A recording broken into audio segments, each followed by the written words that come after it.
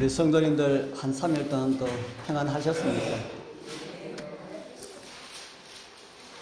요즘 날씨가 더웠다 추웠다 이러죠. 그래서 여름이 오는지 겨울이 오는지 감을 잡지 못할 것 같습니다. 우리 하나님 말씀 창세기 24장에 있는 말씀을 보겠습니다. 창세기 24장 1절에서 4절까지 있는 말씀을 우리 같이 읽어보겠습니다. 창세기 24장요. 24장 창세기 24장 1절부터 4절까지 있는 말씀을 같이 읽겠습니다. 아브라함이 시작. 아브라함이 나이가 많아 늙었고 여호와께서 그에게 범사의 복을 주셨더라. 아브라함이 자기 집 모든 소유를 맡은 늙은 종에게 이르되 청하건대 내 허벅지 밑에 내 손을 넣어라. 내가 너에게 하늘의 하나님 땅의 하나님이신 여호와를 가리켜 명시하게 하노니 너는 내가 거주하는 이 지방 가나안 족속의 딸 중에서 내 아들을 위하여 아내를 택하지 말고 내 고향 내 족속에게로 가서 내 아들 이삭을 위하여 아내를 택하라. 아멘.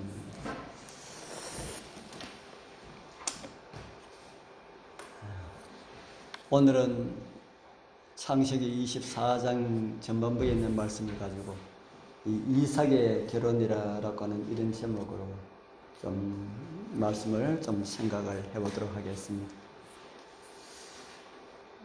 우리 교회에 유일한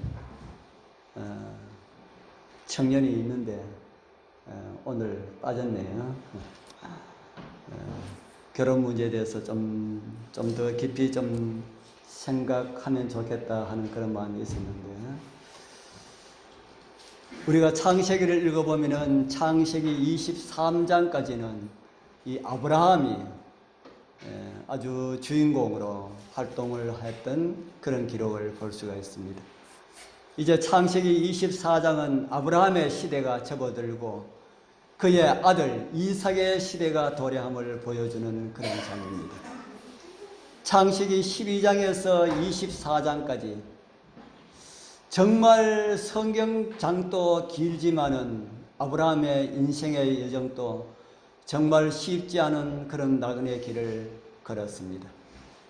외형적으로 볼 때 힘들고 어려웠던 그런 길을 같았지만은 저의 생각에는 정말 행복했고 믿음의 삶을 통하여서 기쁨이 충만하였고 항상 하늘 분위기 가운데 살았던 그런 가정이 아니었을까 그렇게 생각을 합니다. 이제 그의 나이가 많아서 늙었고라고 창세기 24장은 기록을 하고 있습니다. 성경이 말하는 나이가 많아서 늙었고라는 이런 기록은 나이가 많아서라기보다는 그가 이 세상에서의 역할이 다 되었고라는 말씀으로 이해할 수가 있습니다. 성경에는 나이가 많은 것과 늙은 것은 별 상관이 없는 것 같은 그렇게 많이 생각이 듭니다. 성경에 어떤 사람들은 수백 년 살았지요. 아브라함도 200년 가까이 살았습니다. 믿음의 사람들 중에 어떤 사람들은 아주 짧은 한 50년 정도 또 안 되는 그런 인생을 살았던 사람들이 성경에도 나오고 있고요. 30년을 조금 넘겼던 그런 사람들도 있습니다. 그러니 나이와 상관이 없다 하는 겁니다. 오늘 우리에게도 그렇습니까? 오늘 우리에게도 인생의 이 연수는 나이와 아무런 상관이 없다. 어떤 분들은 7, 80에 향수를 하시는 그런 분들도 있고 어떤 분들은 그보다 더 일찍 잠드시는 그런 분들도 있고 어떤 분들은 백수가 넘어도 아주 건강하신 그런 가운데 생활하시는 그런 분들도 있습니다. 그러나 우리 모두가 이 땅에 살다가 잠드는 그 순간 그것으로 주님의 부활의 아침까지는 아무 기억이 없습니다. 부활의 아침에 일어난다면은 30이고 40이고 50이고 70이고 80이고 100이고 그 숫자는 수백 년이라 할지라도 300년, 400년, 500년, 900년이라 할지라도 그 숫자는 그 시간들은 아무것도 아니었음을 보게 될 것입니다. 문제는 우리들이 생명의 부활의 그 아침에 주님의 음성을 듣고 일어날 수 있도록 그렇게 준비되어야 한다 하는 것입니다. 우리 여러분들 정말 믿음 준비하시어서 이 땅에 사는 것도 믿음 안에서 행복한 삶을 살아가는 것 좋지만은 생명의 부활의 그 아침에 주님의 음성을 듣고 우리 그 수십 년 동안 잠자던 그 잠에서 일어나서 주님의 얼굴을 보는 그것이, 그리고 우리 믿음의 노동들을 만날 수 있는 그런 은혜가 우리 모두와 함께 하길 소원합니다. 우리가 정말 이렇게 믿음 가운데 살다가 우리 주님 오시는 날 일어나지 못하고요, 우리가 무덤에서 깨어라 라고 하는 소리를 들은지 못 들은지 모르지만 눈을 딱 떴을 때에 우리 앞에 아주 이상한 사람들이 이렇게 부활해서 서 있고 팔이 하나 달아나고 머리가 깨어져서 피가 철철 흘러넘치고 이런 사람들이 우리 부활 때에 눈에 보였다 그러면은 그는 멸망의 아침입니다. 우리 그런 아침에 그 아침 되지 않도록 우리 기도하시고 정말 신앙 잘하셔야 됩니다. 우리 바로 눈 뜨는 그 순간 저 구름 가운데 앉아 계신 그 주님의 얼굴을 본다면은 그 기쁨 얼마나 크겠습니까?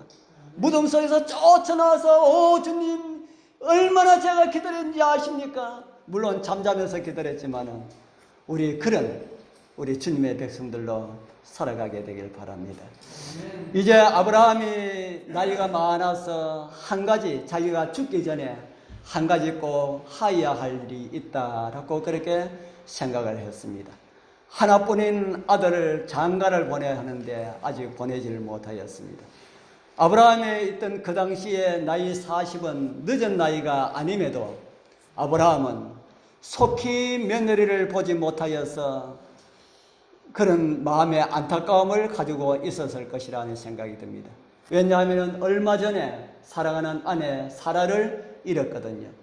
며느리를 보고 사라를 이렇게 잠드는 것을 보냈으면 더 좋을 텐데 그리 하지 못하였습니다. 오늘 우리 성도님들 아브라함이 며느리를 얻는 이 과정을 통하여서 우리도 사위감 또는 며느리감, 여기서 남편과 아내를 얻을 그런 분들은 나이가 아직까지 어린 우리 학생들이고 또 연세 많으신 분들을 해서 없지만은 또 손주 사위감, 손주 며느리감 이런 일을 보는데 조금 도움이 되었으면 하는 그런 생각이 듭니다. 우리 며느리를 얻기 위하여서 이 아브라함은 하나님의 사람에게 부탁을 했습니다. 그래서 저도 남편을 얻기 위하여서, 아내를 얻기 위하여서, 또 사위를 얻기 위하여서, 며느리를 얻기 위하여서, 손주 며느리 손주 사위감을 얻기 위하여서 하나님의 사람에게 부탁을 해보라 라는 이런 말씀을 드립니다. 오늘날 우리 젊은 청년들은 다른 사람에게 부탁하지 아니하고 자기가 짝지를 잘 찾지요. 그것도 참 좋습니다. 그렇게 하면은 부모를 도와주는 것이기 때문에 참 좋습니다. 그런데 아브라함은 그렇게 하지 않았습니다. 우리 성도님들, 리브가와 같은 며느리 또 아내를 얻기를 위한다면은, 또 이삭과 같은 그런 남편을 얻기를 원한다면은 우리 학생들 나중에 커서 아브라함이 행하였던 이런 모습들을 우리가 좀 생각을 해보면은 유익이 될 것입니다. 창세기 24장 2절에서 4절 아까 우리가 읽은 말씀이지요. 여기 보면은 아브라함이 자기 집 모든 소유를 맡은 늙은 종에게 며느리를 보는 일을 누구에게 맡겼다고 합니까? 예, 며느리를 보는 일을 늙은 종에게 맡겼다. 여러분들 생각에는 잘한 일 같습니까? 잘못한 일 같습니까? 여러분들 생각에는 잘한 것 같습니까? 잘못한 것 같습니까? 성경에 기록되어 있으니까 그렇게 생각하지 마시고요. 여러분들 생각에는 어떤 생각이 듭니까? 아마 이 세상 사람들한테 물어보면은 잘한 일이라고 그렇게 생각하는 사람은 아마 1%도 안 될 것입니다. 그런데 아브라함은 자기 집 모든 소유를 맡은 종에게 자기 며느리감을 부탁을 하였다. 그런데 종도 종 나름이지요. 종도 종 나름입니다. 여기 아브라함이 아들 이삭을 위하여서 며느리감을 구하도록 부탁한 이 종은 어떤 사람입니까? 우리 여러분들 성경을 좀 읽으시고 하신 분들은 그 종이 어떤 사람인지 잘 아시죠? 혹시 그 이름 기억하신 분 있으십니까? 창세기 15장 2절에 보면은 이런 종이 나옵니다. 아브라함이 가로되 주 여호와여 무엇을 내게 주시려나이까? 나는 무자하오니 나의 상속자는 이 다메섹 엘리에셀이니이다. 이 말씀은 어떤 말씀입니까? 하나님께서 아들 주시겠다 이렇게 말씀하셔놓고 아들은 계속해서 주지 아니하시니까 25년이 되도록 아들을 주지 아니하시니까 아브라함이 하는 말이 하나님이시여 아들 주신다 했는데 우리 이제 나이가 많이 되었고 늙었고 그러니까 우리 이제 소망이 없으니까 우리 집에 우리가 아들처럼 여기는 이 종이 다메섹 엘리에셀이 나의 양아들 삼아가지고 나의 상속자가 되기를 원합니다. 이렇게 말을 했습니다. 그러면은 아브라함이 양아들로 삼으려고 했을 정도 같으면은 이 엘리에셀은 어떤 사람이었겠습니까? 좀 좋은 사람이었을까요? 좀 착한 사람이었을까요? 믿을 만한 사람이었을까요? 세상에는 착한 사람들도 많이 있고 좋은 사람들도 많이 있지만은 착하고 좋은 사람들이 다 바른 사람들은 아닙니다. 그런데 우리 성도님들 우리는 착한 사람도 되어야 되고 좋은 사람도 되어야 되지만은 그보다 진짜 어떤 사람이 되어야 됩니까? 바른 사람이 되어야 됩니다. 어디에 비춰가지고 바른 사람은요? 하나님의 말씀에 비추어서 바른 사람. 이곳에 나오는 이 다메섹 엘리에셀은 아브라함에 볼 때에 참 바른 그런 사람이었다. 올곧은 사람이었다. 이런 생각을 하였을 것입니다.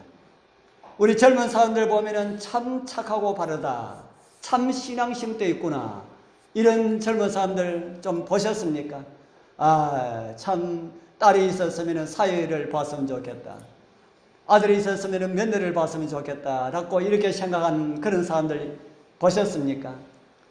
엘리에셀, 이 아브라함의 집에 있었던 이 엘리에셀 종이 그런 사람이었다.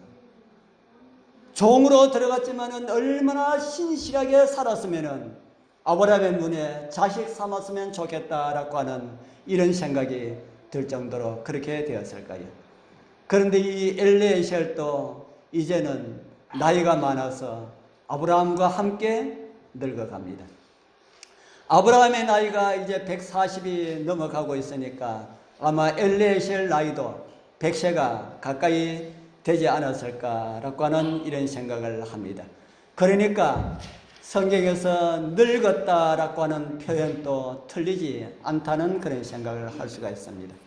바로 그런 사람에게 무엇을 부탁했습니까? 무엇을 부탁했다 그럽니까? 자기의 아들을 위하여서 아들 신부를 구해오라고 부탁을 합니다. 이런 일에 이삭도 찬성을 하였을까요? 아브라함이 종에게 자기의 신부감을 부탁하는 그 일을 하는 것을 이삭이 알았을 때에 이삭도 찬성을 하였을까요? 찬성을 하였습니다. 그렇기 때문에 성경에 다른 언급이 없지요. 그러고 보니까 아브라함의 가정에 참 신실한 또 한 사람의 모습을 우리는 보게 되지요. 우리 성도님들, 우리 모두도 우리 주인이 되시는 하나님께 참으로 인정을 받는, 이 엘리에셀처럼 주인에게 인정을 받는 그런 신실한 하나님의 백성들이 다 되길 소원합니다. 우리 지나간 시절의 이야기지만은 우리 여러분들 손주, 며느리, 아니면은 우리 이 며느리나 사윗감을 보실 때에 또 앞으로 그런 일이 있을 때에 오늘 들은 이 말씀들 좀 생각하면은 많은 도움이 될 거라 하는 생각이 듭니다. 누구에게 부탁하라고 했습니까? 누구에게 부탁하라고요? 예. 자기가 찾는 것도 좋지만은 하나님을 신실히 경외하는 하나님의 사람들에게 부탁하라. 그리고 아브라함은 엘리에셀에게 이런 며느리를 얻어오라고 말을 합니다. 어떤 며느리를 얻어오라고요? 어떤 며느리를 얻어오라고 합니까? 하나님의 백성들에게서 얻어오라. 며느리를 어디서 찾으라는 말입니까? 하나님의 백성들에게서 며느리를 찾으라라는 그런 말입니다. 창세기 24장 4절에 있는 말씀이지요. 너는 나의 거하는 이 지방 가나안 족속의 딸 중에서 내 아들을 위하여 아내를 택하지 말고 내 고향 내 족속에게로 가서 내 아들 이삭을 위하여 아내를 택하라. 며느리를 얻는 첫 번째 조건은 어떤 것이라고 합니까? 가나안 족속 중에서 아들을 위하여 아내를 택하지 말고 내 고향 내 족속에게로 가서 아내를 택하라. 그렇게 말합니다. 왜 가나안 족속 중에서 아내를 얻지 말라고 합니까? 그리고 왜 아브라함의 고향에 가서 가족들 중에서 이삭의 아내를 택하라고 이렇게 말씀을 하셨을까요? 성경에 나오는 가나안 족속은 하나님을 경외하지 않는, 하나님을 믿지 않는, 오늘날로 말하면 이방인들이었습니다. 하나님을 믿지 않는, 다른 말로 하면 불신자들이었다 하는 것입니다. 왜 아브라함이 하나님을 경외하는 사람들 중에서 며느리를 얻어오라고 하였을까요? 왜 그렇게 하였을까? 제가 아는 한 분이 계시는데 일찍 상처를 하고 다시 결혼을 하였는데 불신자 아가씨하고 결혼을 하였습니다. 그리고 한 해, 두 해 살면서 아주 많은 일들을 경험하였지요. 그리고 수년을 살고 난 다음에 그분의 입에서 하는 말이 하나님을 믿는 백성이 불신자와 결혼하려고 하는 사람이 있다면 자기는 도시락을 사들고 다니면서 말리겠다라고 하는 이런 이야기를 들었습니다. 그 정도 같으면 무슨 말인지 알지요? 왜 불신자하고 결혼하지 말라고 그분은 그렇게 말을 했을까? 왜 그랬을까요? 그 이유를 성경에서 제가 조금 찾아보겠습니다. 불신자와 결혼하지 말아야 하는 이유. 첫 번째는 하나님께서 하지 말라고 하셨기 때문에 그렇습니다. 하나님께서 불신자하고 결혼하지 말라고 하셨을까요? 예, 성경에 보면은 있습니다. 고린도후서 6장 14절에서 16절에 보면은 너희는 믿지 않는 자와 무엇을 같이 하지 말라 그럽니까? 예, 멍에를 같이 하지 말라. 이 멍에는 무엇인지 아시죠? 시골에 안 계신 분들은 또 멍에를 잘 모릅니다. 소의 목에다가 이렇게 걸쳐 놓으면 뒤에 짐 끄는데 수월하게 짐 끌 수 있는 그것을 가지고 멍에라고 합니다. 쟁기질을 할 때도 멍에가 필요하고 수레를 끌 때도 멍에가 필요합니다. 그 멍에가 없으면은 소가 굉장히 힘들지만은 멍에가 있으면은 많이 수월타 하는 겁니다. 그래서 하나님을 믿는 백성들은 믿지 않는 자와 멍에를 같이 하지 말라라는 이 말씀은 무슨 말씀일까요? 그러면서 멍에를 같이 하지 말라 이렇게 말씀하시면서 그 다음부터 5가지로 바울 사도는 우리에게 언급을 하고 있습니다. 그 첫 번째가 의와 불법이 함께 의와 불법이 어찌 함께하며 그렇게 말씀을 하고 있지요. 의와 불법이 어찌 함께하며. 두 번째로는요, 빛과 어둠이 어찌 사귀며 이렇게 말씀을 하고 있고요. 세 번째로는 그리스도와 사단이 함께 있는 것이 아니다 하는 겁니다. 그리스도와 벨리알은 사단의 별명입니다. 그리스도와 벨리알이 사단과 어떻게 조화될 수가 있는가? 그 다음에 네 번째로는 믿는 자와 믿지 않는 자가 어찌 상관하며. 그리고 다섯 번째는 하나님의 성전을 우상 숭배하고 어떻게 일치가 되리요. 이렇게 우리에게 가르쳐주고 있습니다. 우리는 다 어른들이고 이미 다 결혼하시고 또 뭐 며느리 사위에 다 보신 분들이 많이 있어서 이런 말씀이 큰 의미가 없는지 모르지만은 그래도 한번 돌아보는데 필요하다는 그런 생각이 듭니다. 그러나 앞으로 우리 학생들은 나중에 학생들도 10년이 금방 가버립니다. 정말 하나님을 신실히 믿는 사람으로 자라서 하나님을 믿는 사람들과 결혼하겠다고 이렇게 어려서부터 그 마음에 결심하지 아니하면은 그 일이 이루어질 수가 없습니다. 그리고 두 번째, 우리 이제 불신자고 결혼하지 말아야 하는 이유를 행복을 위해서라고 제가 기록을 해놨습니다. 성경에 이런 말씀이 있습니다. 아모스 3장 3절에 두 사람이 뭐 하지 아니하고는요, 의합이 뭡니까? 의합. 이걸 공동번역에는 뜻이 같지 않은데 이렇게 번역을 했습니다. 또 두 사람이 길을 같이 간다면은 미리 약속되어 있는 것이 아니겠느냐. 아모스 3장 3절을 이렇게 번역도 되어 있는 성경을 볼 수가 있습니다. 뜻이 같다는 말씀과 두 사람이 미리 약속을 하였다는 말씀하고 좀 비슷한 것 같습니까? 결혼한 사람은 무엇을 약속했다고 합니까? 결혼한 부부는 무엇을 약속했다 합니까? 우리 임재사님 결혼 때에 남편이 무엇을 약속했다고 하는 생각이 듭니까? 우리 결혼하면은 장례를 약속했다 그러지요. 장례 무엇을 약속했다는 말입니까? 장례. 주례자 앞에서 약속을 하지요. 검은 머리 뭐 될 때까지요? 검은 머리 파풀이 될 때까지 서로 사랑하고 등등 이런 약속하지 않습니까? 우리 다른 분은 없네요. 우리 김명래 집사님하고 우리 정자노님의 뿐이네요. 저하고. 우리 약속 잘 지키겠다고 생각하십니까? 내 사랑하는 남편이 지금까지 그 주례자 앞에서 한 그 약속 정말 지금까지 잘 지키겠다 그렇게 생각하십니까? 아마 그렇게 생각하리라 하는 생각이 듭니다. 안에서 보나 밖에서 보나 우리는 잘 지키고 있다라고 하는 것이 그렇게 드러나야 합니다.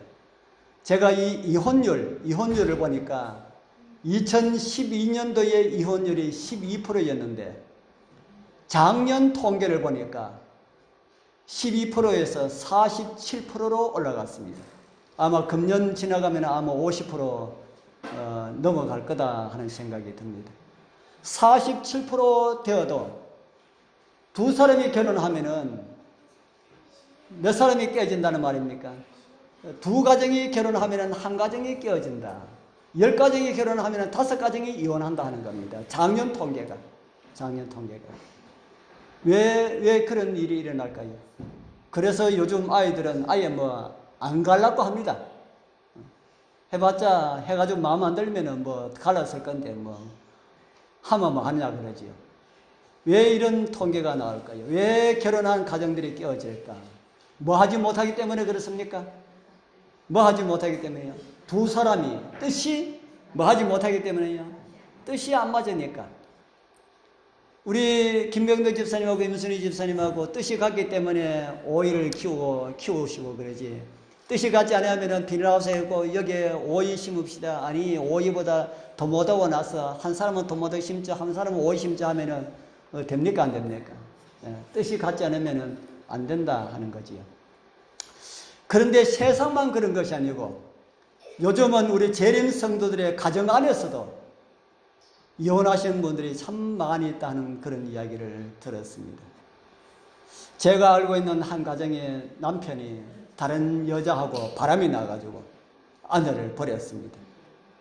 그러니까 그 아내는 네가 뭐 날 버리면 나는 갈 데 없나 하고 같은 교회에 있는 장로님 상처하고 혼자 사는 장로님하고 그만 결혼을 해버렸습니다.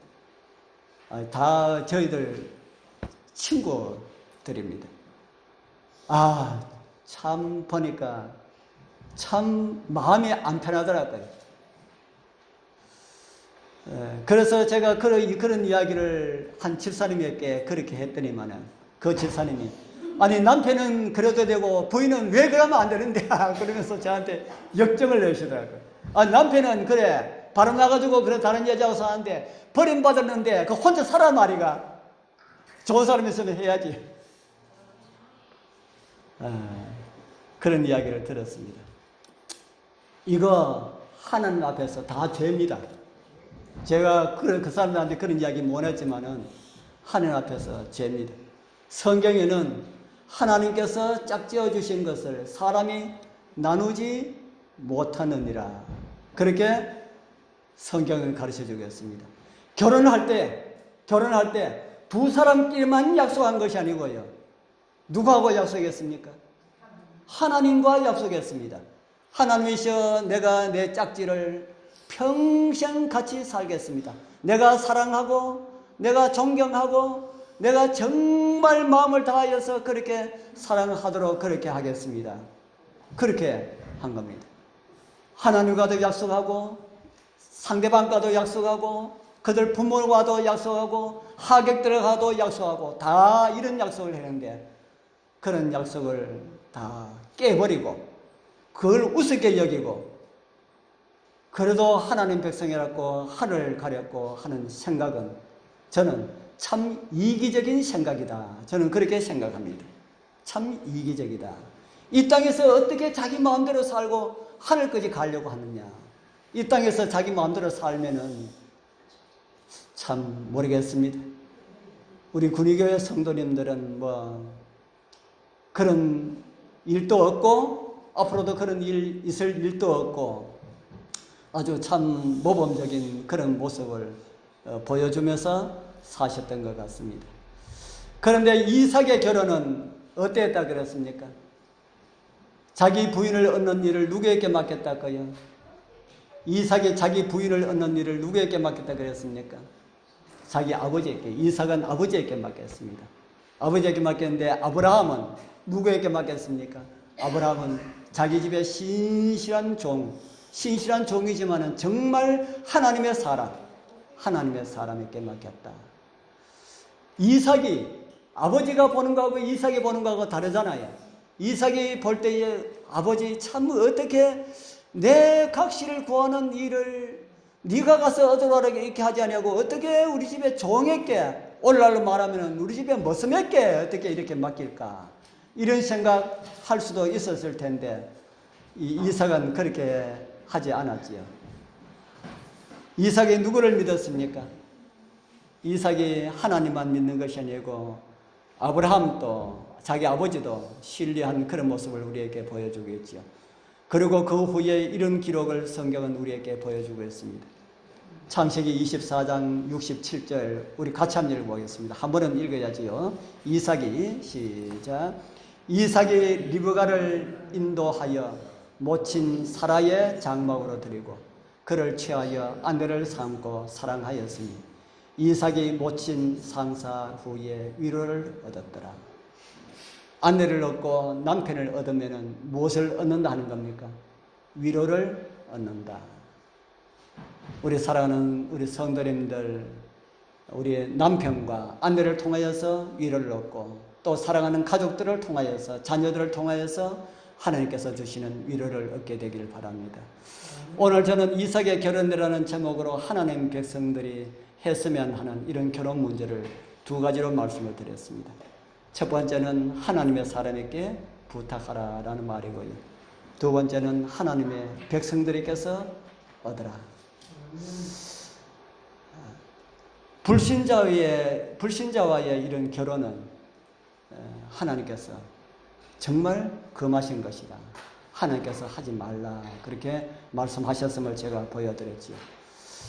이외에도 하나님은 우리에게 많은 약속을 주셨습니다.